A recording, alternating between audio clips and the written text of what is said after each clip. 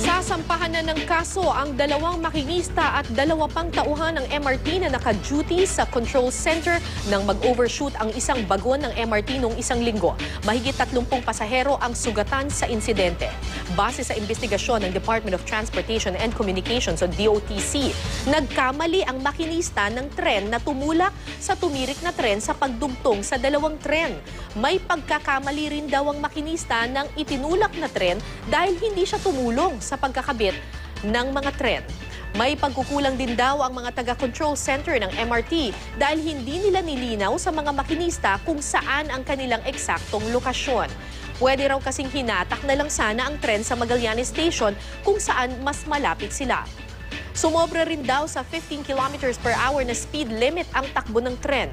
Dahil sa insidente, may ilang humihimok kay DOTC Secretary Jun Abaya na magbitiw. Sagot naman ng kalihim, isang text lang daw ni Pangulong Aquino ay aalis na siya sa kanyang pwesto.